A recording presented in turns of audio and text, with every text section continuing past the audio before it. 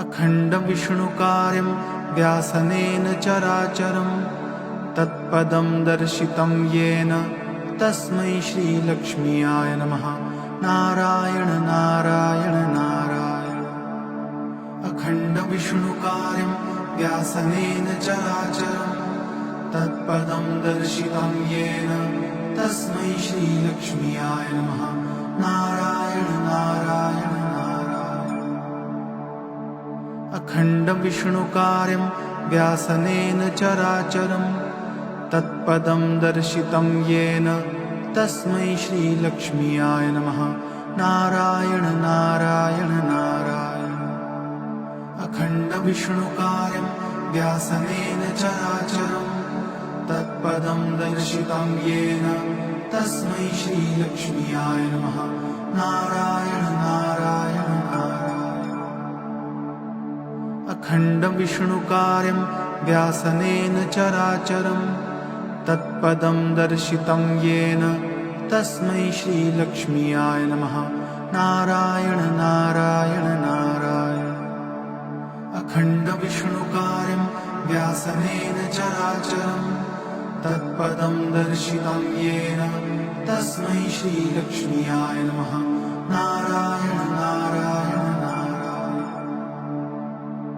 अखण्डविष्णुकार्यं व्यासनेन चराचरं तत्पदं दर्शितं येन तस्मै श्रीलक्ष्म्याय नमः।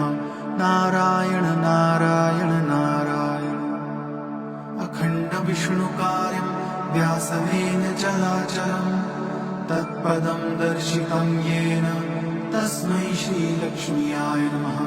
नारायण नारायण नारायण। अखण्डविष्णुकार्यं व्यासनेन चराचरं तत्पदं दर्शितं येन तस्मै श्रीलक्ष्म्याय नमः। नारायण नारायण नारायण।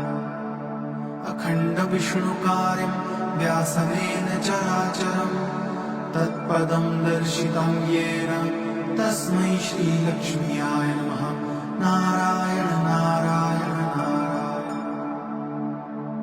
अखण्डविष्णुकार्यं व्यासनेन चराचरं तत्पदं दर्शितं येन तस्मै श्रीलक्ष्म्याय नमः। नारायण नारायण नारायण। अखण्डविष्णुकार्यं व्यासनेन चराचरं तत्पदं दर्शितं येन तस्मै श्रीलक्ष्म्याय नमः। नारायण नारायण नारायण। अखण्डविष्णुकार्यं व्यासनेन चराचरं तत्पदं दर्शितं येन तस्मै श्रीलक्ष्म्याय नमः। नारायण नारायण नारायण। अखण्डविष्णुकार्यं व्यासनेन चराचरं तत्पदं दर्शितं येन तस्मै श्रीलक्ष्म्याय नमः। नारायण नारायण नारायण। अखण्डविष्णुकार्यं व्यासनेन चराचरं तत्पदं दर्शितं येन तस्मै श्रीलक्ष्म्याय नमः। नारायण नारायण नारायण।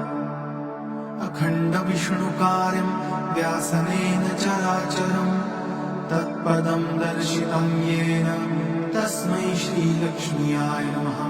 नारायण नारायण नारायण। अखण्डविष्णुकार्यं व्यासनेन चराचरं तत्पदं दर्शितं येन तस्मै श्रीलक्ष्म्याय नमः। नारायण नारायण नारायण। अखण्डविष्णुकार्यं व्यासनेन चराचरं तत्पदं दर्शितं येन तस्मै श्रीलक्ष्म्याय नमः। नारायण नारायण नारायण। अखण्डविष्णुकार्यं व्यासनेन चराचरं तत्पदं दर्शितं येन तस्मै श्रीलक्ष्म्याय नमः। नारायण नारायण नारायण। अखण्डविष्णुकार्यं व्यासनेन चराचरं तत्पदं दर्शितं येन तस्मै श्रीलक्ष्म्याय नमः। नारायण नारायण। अखण्डविष्णुकार्यं व्यासनेन चराचरं तत्पदं दर्शितं येन तस्मै श्रीलक्ष्म्याय नमः। नारायण नारायण नारायण। अखण्डविष्णुकार्यं व्यासनेन चराचरं तत्पदं दर्शितं येन तस्मै श्रीलक्ष्म्याय नमः। नारायण नारायण नारायण। अखण्डविष्णुकार्यं व्यासनेन चराचरं तत्पदं दर्शितं येन तस्मै श्रीलक्ष्म्याय नमः। नारायण नारायण नारायण। अखण्डविष्णुकार्यं व्यासनेन चराचरं तत्पदं दर्शितं येन तस्मै श्रीलक्ष्म्याय नमः। नारायण नारायण नारायण। अखण्डविष्णुकार्यं व्यासनेन चराचरं तत्पदं दर्शितं येन तस्मै श्रीलक्ष्म्याय नमः। नारायण नारायण नारायण।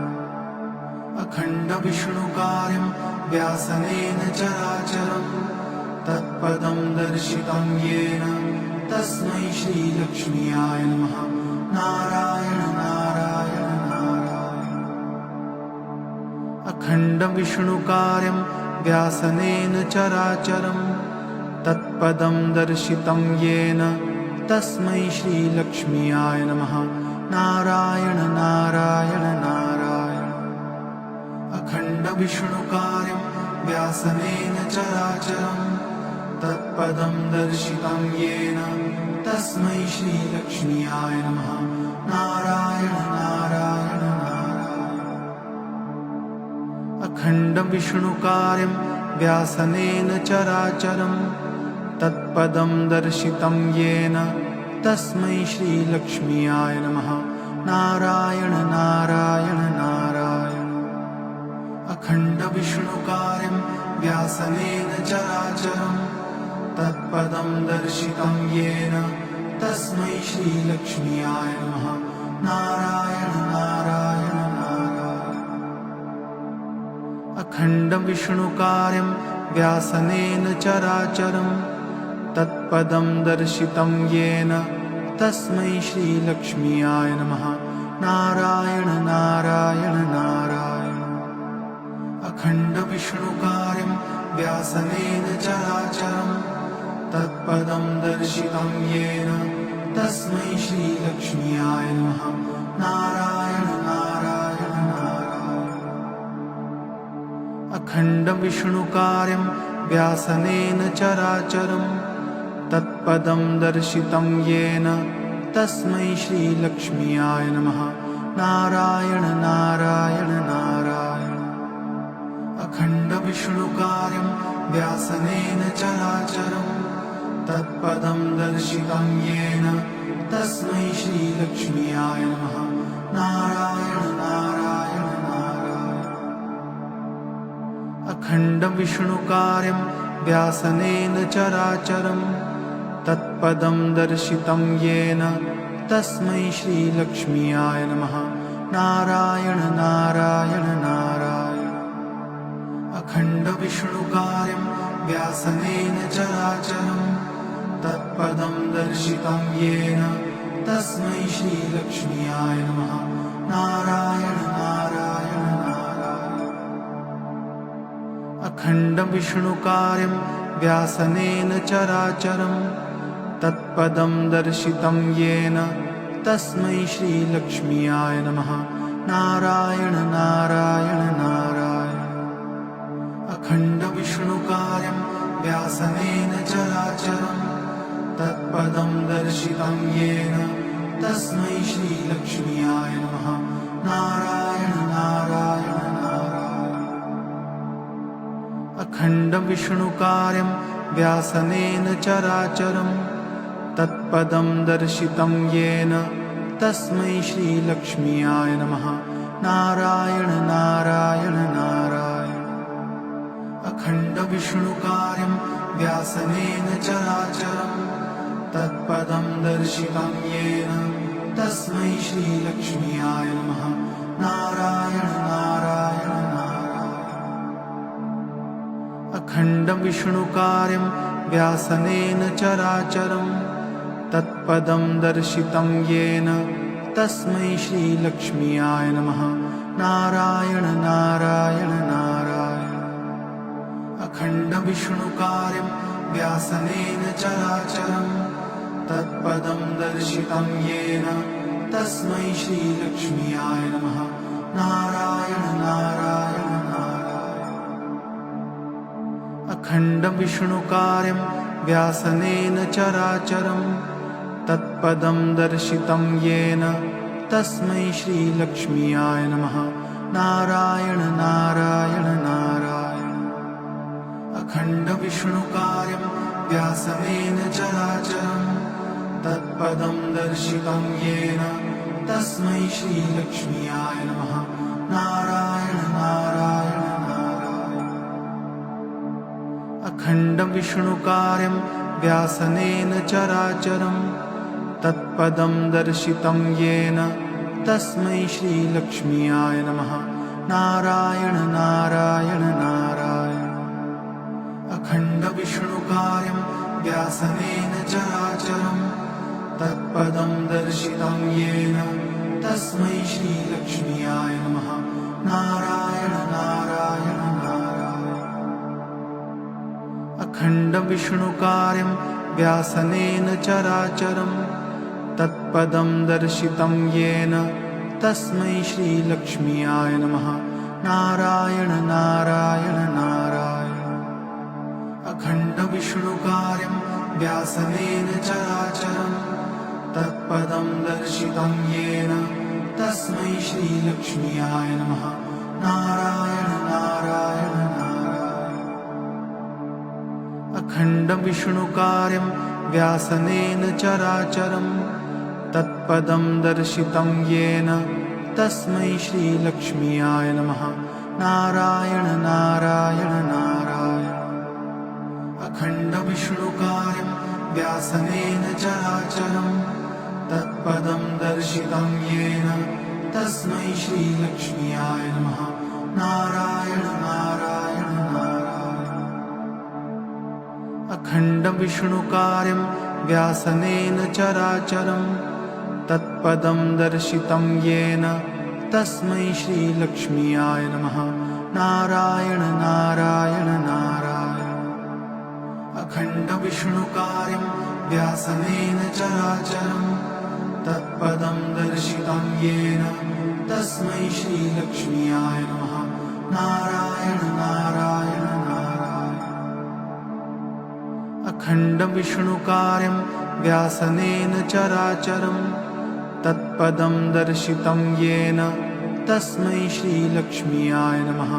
नारायण नारायण नारायण। अखण्डविष्णुकार्यं व्यासनेन चराचरं तत्पदं दर्शितं येन तस्मै श्रीलक्ष्म्याय नमः। नारायण नारायण नारायण। अखण्डविष्णुकार्यं व्यासनेन चराचरं तत्पदं दर्शितं येन तस्मै श्रीलक्ष्म्याय नमः। नारायण नारायण नारायण। अखण्डविष्णुकार्यं व्यासनेन चराचरं तत्पदं दर्शितं येन तस्मै श्रीलक्ष्म्याय नमः। नारायण नारायण नारायण। अखण्डविष्णुकार्यं व्यासनेन चराचरं तत्पदं दर्शितं येन तस्मै श्रीलक्ष्म्याय नमः। नारायण नारायण नारायण। अखण्डविष्णुकार्यं व्यासनेन चराचरं तत्पदं दर्शितं येन तस्मै श्रीलक्ष्म्याय नमः। नारायण नारायण नारायण। अखण्डविष्णुकार्यं व्यासनेन चराचरं तत्पदं दर्शितं येन तस्मै श्रीलक्ष्म्याय नमः। नारायण नारायण नारायण। अखण्डविष्णुकार्यं व्यासनेन चराचरं तत्पदं दर्शितं दर्शितं येन तस्मै श्रीलक्ष्म्याय नमः। नारायण नारायण नारायण। अखण्डविष्णुकार्यं व्यासनेन चराचरं तत्पदं दर्शितं येन तस्मै श्रीलक्ष्म्याय नमः। नारायण नारायण नारायण। अखण्डविष्णुकार्यं व्यासनेन चराचरं तत्पदं दर्शितं येन तस्मै श्रीलक्ष्म्याय नमः। नारायण नारायण नारायण। अखण्डविष्णुकार्यं व्यासनेन चराचरं तत्पदं दर्शितं येन तस्मै श्रीलक्ष्म्याय नमः। नारायण नारायण नारायण। अखण्डविष्णुकार्यं व्यासनेन चराचरं तत्पदं दर्शितं येन तस्मै श्रीलक्ष्म्याय नमः। नारायण नारायण नारायण। अखण्डविष्णुकार्यं व्यासनेन चराचरं तत्पदं दर्शितं येन तस्मै श्रीलक्ष्म्याय नमः। नारायण नारायण नारायण। अखण्डविष्णुकार्यं व्यासनेन चराचरं तत्पदं दर्शितं येन तस्मै श्रीलक्ष्म्याय नमः। नारायण नारायण नारायण। अखण्डविष्णुकार्यं व्यासनेन चराचरं तत्पदं दर्शितं येन तस्मै श्रीलक्ष्म्याय नमः। नारायण नारायण नारायण। अखण्डविष्णुकार्यं व्यासनेन चराचरं तत्पदं दर्शितं येन तस्मै श्रीलक्ष्म्याय नमः। नारायण नारायण नारायण।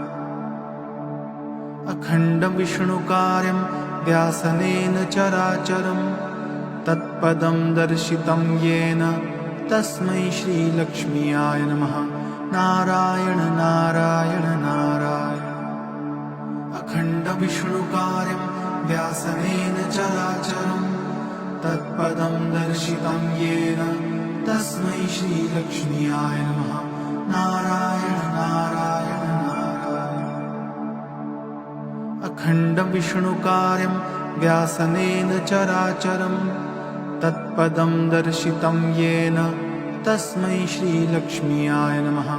नारायण नारायण नारायण। अखण्डविष्णुकार्यं व्यासनेन चराचरं तत्पदं दर्शितं येन तस्मै श्रीलक्ष्म्याय नमः। नारायण नारायण नारायण। अखण्डविष्णुकार्यं व्यासनेन चराचरं तत्पदं दर्शितं येन तस्मै श्रीलक्ष्म्याय नमः। नारायण नारायण नारायण। अखण्डविष्णुकार्यं व्यासनेन चराचरं तत्पदं दर्शितं येन तस्मै श्रीलक्ष्म्याय नमः। नारायण नारायण नारायण। अखण्डविष्णुकार्यं व्यासनेन चराचरं तत्पदं दर्शितं येन तस्मै श्रीलक्ष्म्याय नमः। नारायण नारायण नारायण। अखण्डविष्णुकार्यं व्यासनेन चराचरं तत्पदं दर्शितं येन तस्मै श्रीलक्ष्म्याय नमः। नारायण नारायण नारायण। अखण्डविष्णुकार्यं व्यासनेन चराचरं तत्पदं दर्शितं येन तस्मै श्रीलक्ष्म्याय नमः। नारायण नारायण नारायण। अखण्डविष्णुकार्यं व्यासनेन चराचरं तत्पदं दर्शितं येन तस्मै श्रीलक्ष्म्याय नमः। नारायण नारायण नारायण। अखण्डविष्णुकार्यं व्यासनेन चराचरं तत्पदं दर्शितं येन तस्मै श्रीलक्ष्म्याय नमः। नारायण नारायण नारायण। अखण्डविष्णुकार्यं व्यासनेन चराचरं तत्पदं दर्शितं येन तस्मै श्रीलक्ष्म्याय नमः। नारायण नारायण नारायण। अखण्डविष्णुकार्यं व्यासनेन चराचरं तत्पदं दर्शितं येन तस्मै श्रीलक्ष्म्याय नमः। नारायण नारायण नारायण। अखण्डविष्णुकार्यं व्यासनेन चराचरं तत्पदं दर्शितं येन तस्मै श्रीलक्ष्म्याय नमः। नारायण नारायण नारायण।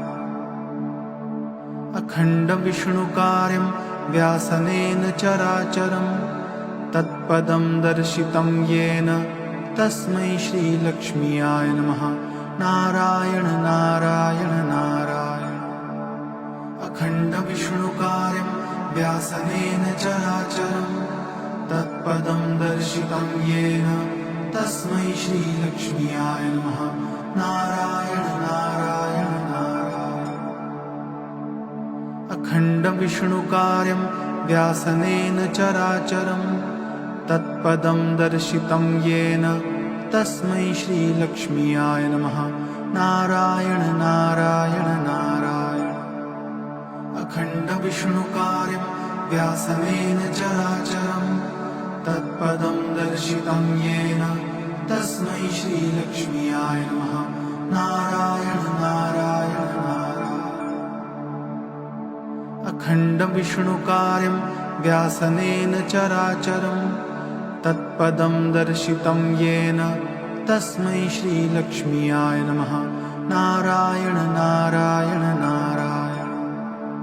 अखण्डविष्णुकार्यं व्यासनेन चराचरं तत्पदं दर्शितं येन तस्मै श्रीलक्ष्म्याय नमः। नारायण नारायण नारायण। अखण्डविष्णुकार्यं व्यासनेन चराचरं तत्पदं दर्शितं येन तस्मै श्रीलक्ष्म्याय नमः। नारायण नारायण नारायण। अखण्डविष्णुकार्यं व्यासनेन चराचरं तत्पदं दर्शितं येन तस्मै श्रीलक्ष्म्याय नमः। नारायण नारायण नारायण।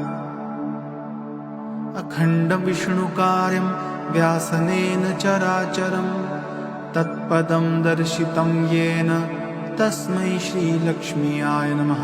नारायण नारायण नारायण। अखण्डविष्णुकार्यं व्यासनेन चराचरं तत्पदं दर्शितं येन तस्मै श्रीलक्ष्म्याय नमः। नारायण नारायण नारायण। अखण्डविष्णुकार्यं व्यासनेन चराचरं तत्पदं दर्शितं येन तस्मै श्रीलक्ष्म्याय नमः। नारायण नारायण नारायण। अखण्डविष्णुकार्यं व्यासनेन चराचरं तत्पदं दर्शितं येन तस्मै श्रीलक्ष्म्याय नमः। नारायण नारायण नारायण। अखण्डविष्णुकार्यं व्यासनेन चराचरं तत्पदं दर्शितं येन तस्मै श्रीलक्ष्म्याय नमः। नारायण नारायण नारायण।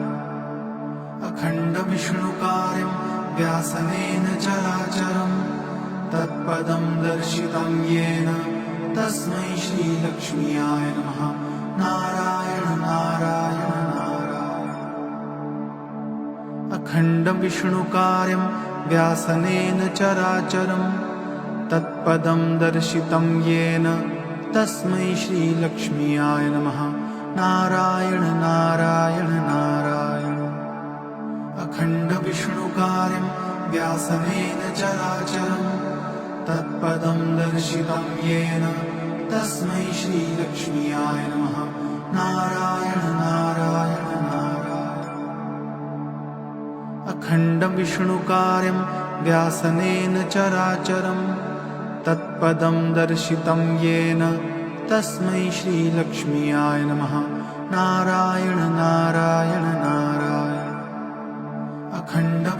विष्णुकार्यं व्यासनेन चराचरं तत्पदं दर्शितं येन तस्मै श्रीलक्ष्म्याय नमः। नारायण नारायण नारायण। अखण्डविष्णुकार्यं व्यासनेन चराचरं तत्पदं दर्शितं येन तस्मै श्रीलक्ष्म्याय नमः। नारायण नारायण नारायण। अखण्डविष्णुकार्यं व्यासनेन चराचरं तत्पदं दर्शितं येन तस्मै श्रीलक्ष्म्याय नमः। नारायण नारायण नारायण।